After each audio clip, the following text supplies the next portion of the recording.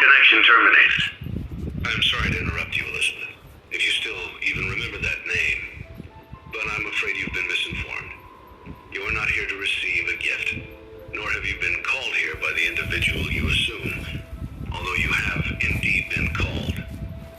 You have all been called here, into a labyrinth of sounds and smells, misdirection, and misfortune. A labyrinth with no exit, a maze with no prize. You don't even realize that you are trapped. Your lust for blood has driven you in endless circles, chasing the cries of children in some unseen chamber, always seeming so near, yet somehow out of reach. But you will never find them. None of you will. This is where your story ends. And to you, my brave volunteer, who somehow found this job listing not intended for you. Although there was a way out planned for you, I have a feeling that's not what you want. I have a feeling that you are right where you want to be. I am remaining as well. I am nearby. This place will not be remembered, and the memory of everything that started this can finally begin to fade away, as the agony of every tragedy should. And to you monsters trapped in the corridors, be still, and give up your spirits. They don't belong to you.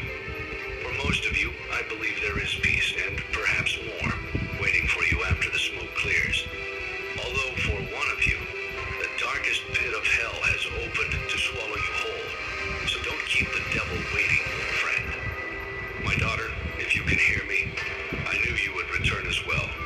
It's in your nature to protect the innocent. I'm sorry that on that day, the day you were shut out and left to die, no one was there to lift you up into their arms, the way you lifted others into yours. And then, what became of you? I should have known you wouldn't be content to disappear. Not my daughter. I couldn't save you then, so let me save you now. It's time to rest, for you, and for those you have carried in your arms. This ends, for all of us, in communication.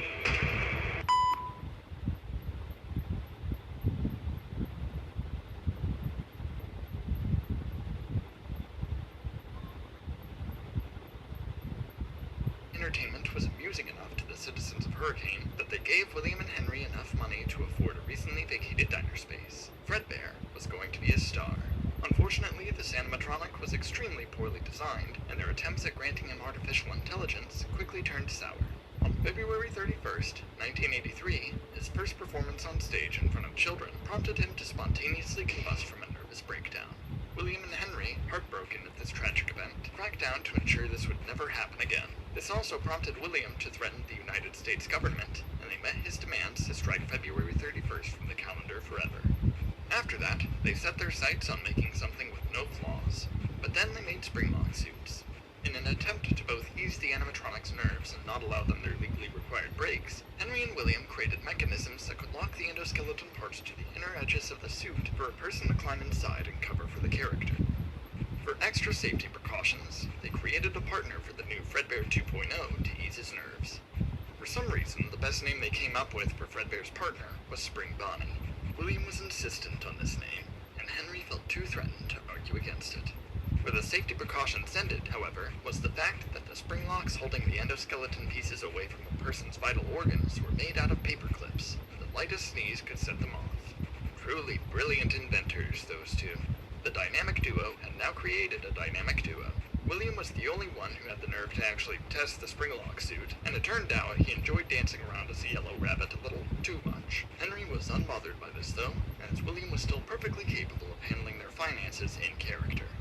A few months had gone by, and Fredbear's Family Diner was an absolute success. Not only were Fredbear and Spring Bonnie beloved by the now enlightened Mormon population of Utah, William even managed to lock in a deal with a low-budget animation studio in order to make a cartoon called Fredbear and Friends.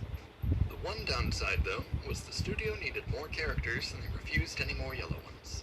Out of obligation, Leopold, Theodore, Mirabella, and Foxy were created. No, Mirabella's not yellow, she's Xanthophyll. You're just seeing things. Surely these blights to everything William and Henry stood for would never see the light of day in any other context. William and Henry were at their peak, and William finally regained custody of his children. However, one of his sons, whose name has been stricken from the record, waltzed into the back room of Fredbear's and saw Fredbear smoking a cigar. Fredbear's blatant nonchalance about his respiratory health was truly traumatizing for the child. In a panic, the child started to run out the door but accidentally tripped over the foot of Spring Bonnie. Unbeknownst to him, the animatronic was being borne by Harold the janitor, and this collision was enough to snap open the flimsy spring locks and impale Harold every which way. Harold's soul, heartbroken by his untimely demise in his boss's backup fursuit, transformed into pure agony, and he became a shadow creature. He gave himself a really cool name, but unfortunately he never learned how to spell, so it came out like this. Shockingly okay with witnessing this occur, the child went home and invited his older brother, Michael, to play a game of Uno with him. However, there was foul play. This child was actually just a terrible human being and slid extra cards into the deck, causing Michael to draw 8 turns in a row. Enraged, Michael threw on a foxy mask and started screeching at the child. The child, annoyed by his behavior, decided to humor Mike until he got bored of doing this and pretended to sob 24/7. Maybe, just maybe, this would guilt trip him. However, Michael was far more resilient than the child anticipated, and this behavior kept going for a whole week. The child, craving literally anything else to do with his time, walked into Fredbear's again in an attempt to face his fears